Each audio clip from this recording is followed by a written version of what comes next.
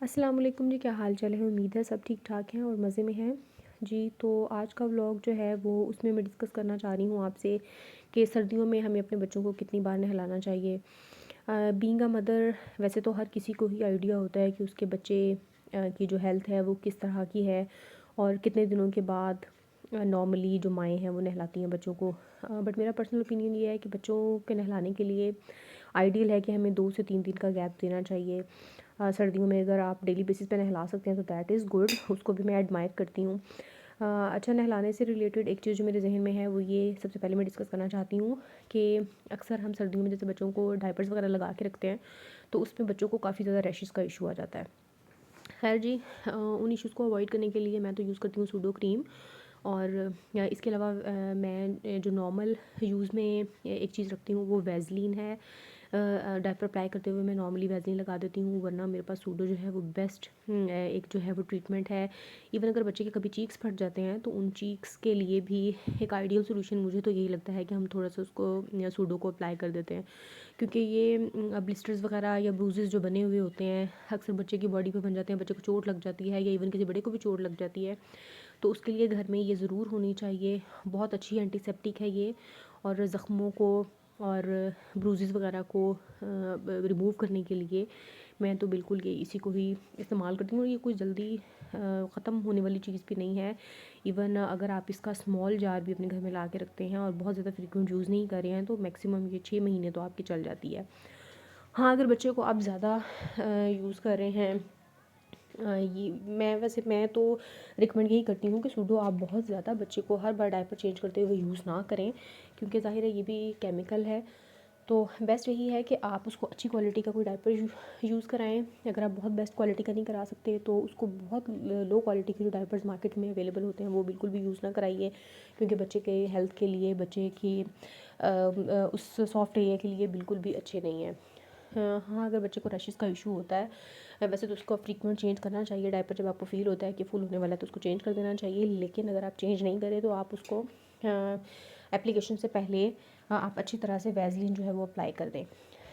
खैर जी, सूडो जिस टाइम मैंने ली थी, अब से कोई 3-4 माह पहले, उस टाइम तो ये 16 टू शायद 1800 में मुझे मिली थी। अब शायद इसकी जो प्राइस है वो थोड़ी सी इंक्रीज़ हो गई हो।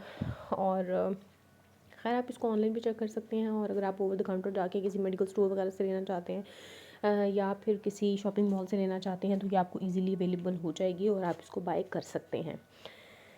हाँ जी, तो इसके अलावा बाकी जो मैं आपसे डिस्कस करना चाहती हूँ वो ये कि बच्चे को जब भी आप नहलाना चाहें तो उसके लिए सबसे पहले ज़रूरी है कि बच्चे के जो भी आपने उसको उसके बाद उसकी क्लोथिंग करानी है तो आप पहले से ही प्रिपेयर करके रखें। सारी चीज़ें आप निकाल के रख सकते हैं। उसके बाद वाटर का जो भी टेम्परेचर है वो आप चेक कर सकते हैं, क्योंकि अगर आपने हॉट एंड कोल्ड वाटर की मिक्सिंग करनी है तो वो बिफ़ोर हैंड आप कर लें, ताकि जब आप बच्चे को लेके जाएं वॉशरूम में तो ये सारे अरेंजमेंट्स पहले से ही कंप्लीट हों।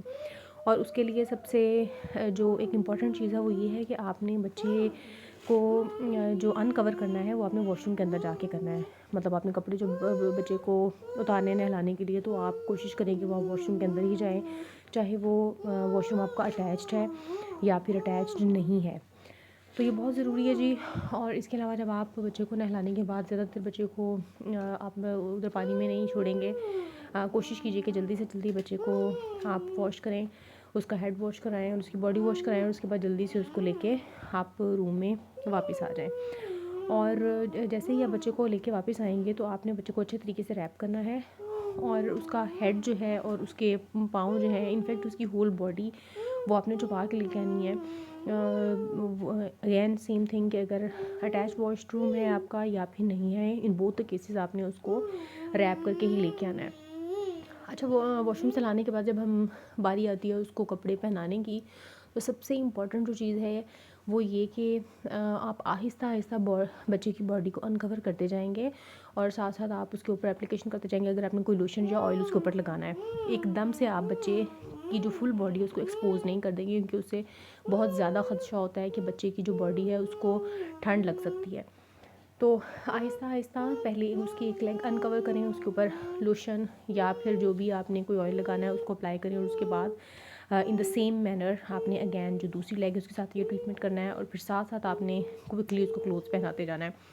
तो जी ये थी वो सारी टिप्स। और उसके बाद आपने बच्चे को कैप और जो सॉक्स हैं वो ज़रूर पहनानी है, 2-3 लेयरिंग्स कर दें आप बच्चे की। और जैसे ही बच्चा थोड़ा आपको फ़ील हो कि वार्म हो गया है, तो उसके बाद फिर अगर आप उसको अनकवर करना चाहें तो 5 से 6 घंटों के बाद आप उसको अनकवर कर सकते हैं। और अगर आपके बच्चे में टेंडेंसी बहुत ज़्यादा है कि वो बहुत ज़्यादा ठंड को महसूस करता है, तो आप फिर क्या कर सकते हैं कि कोई हनी वगैरह या कोई इस तरह की जो चीज़ है या नट्स वगैरह हैं वो आप उसको लाजमी तौर पे खिला सकते हैं। जी, ये वो सारी चीज़ें हैं जो मैं अपने बच्चों के साथ एक्सपीरियंस कर चुकी हूँ। और मैं इसी तरह से उनके साथ ये ट्रीटमेंट करती हूँ। जब भी मैंने इनको नहलाना होता है तो अल्हम्दुलिल्लाह अल्हम्दुलिल्लाह मेरे बच्चे जो हैं वो बिल्कुल ठीक रहते हैं और उनको किसी किस्म का कोई भी मसला नहीं आता है। तो जी बाकी अल्लाह ताला हम सब के बच्चों को अपने हिफ्ज़ व अमान में रखे। इंशाल्लाह मिलते हैं किसी अगले व्लॉग में, तब तक के लिए अपना बहुत सारा ख़्याल रखिएगा और मुझे दीजिए इजाज़त। अल्लाह हाफ़िज़।